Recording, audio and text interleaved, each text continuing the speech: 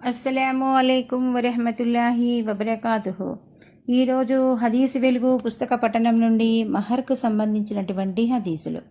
ఏ షరతు ద్వారా మీకు స్త్రీలతో సంయోగం ధర్మసమ్మతమవుతుందో షరతుల్లో దానికి గల ప్రాముఖ్యత దృష్ట్యా పాటించేందుకు అదే అత్యధికంగా యోగ్యమైంది అని మహాప్రవక్త బోధించారు. దైవమిచ్చిన ఆదేశానుసారమే స్త్రీతో వివాహమాడటం పురుషులకు ధర్మసమ్మతమైంది.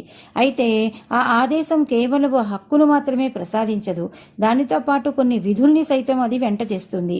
ఆ విధుల నిర్వహణలో గల ప్రాముఖ్యాన్ని ఈ హదీసు ద్వారా మహాప్రవక్త సల్లల్లాహు అలైహి వసల్లం విశ్వాసులకు విశదీకరించారు. ఆ విధి లేక షరతు మహర్ను చెల్లించటం. హజరత్ ఉమర్ బిన్ ఖత్తాబ్ ఒకసారి ప్రసంగిస్తూ ఇలా అన్నారు: సావధానంగా వినండి, మహిళల మహర్ను నిర్ణయించటంలో అతిశయానికి పోయి పెద్ద పెద్ద మొత్తాలు నిర్ణయించకండి.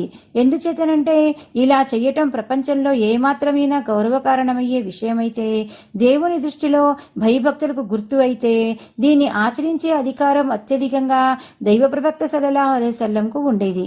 కానీ ఆయన 12 ఊకియాల కంటే అధికమైన మెహర్ను తన సతీమణుల్లో కానీ తన కుమార్తెల్లో కానీ ఏ ఒక్కరికి నిర్ణయించినట్లు నేను ఎరుగను.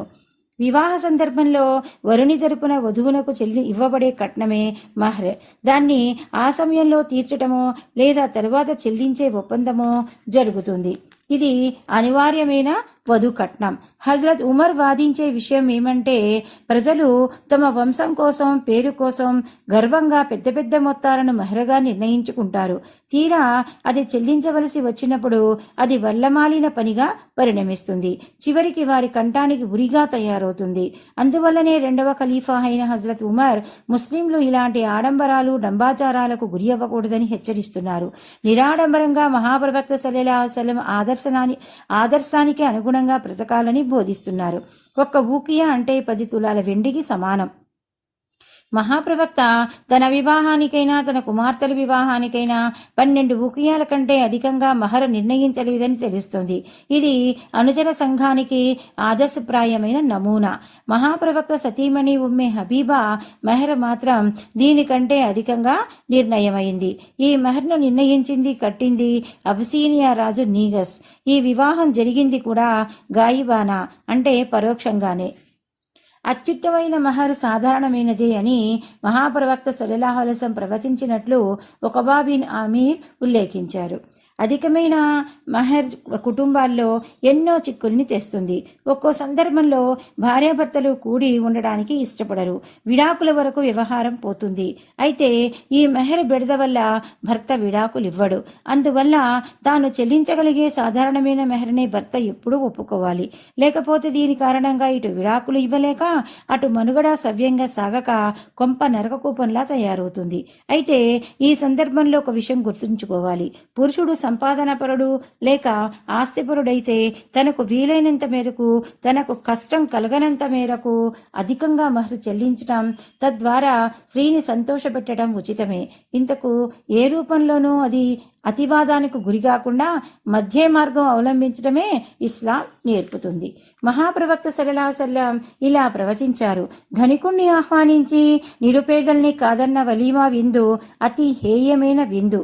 అయితే ఎవరైతే వలీమా ఆహ్వానాన్ని తిరస్కరిస్తారో వారు అల్లాహ్ను, ఆయన సందేశహరుణ్ణి ధిక్కరించినట్లు. వలీమా అంటే వివాహం జరిగిన తరువాత వధువు వరుడు కలిసాక చేసుకునే విందు. ఇది సున్నత్ అంటే అనుసరణీయమైన ప్రవక్త సంప్రదాయం అని తెలుస్తుంది. అయితే శ్రీమంతుల్ని ఆహ్వానించి సమాజంలోని బీదలను పిలవకపోవటం చాలా అసహ్యకరమైన విషయం.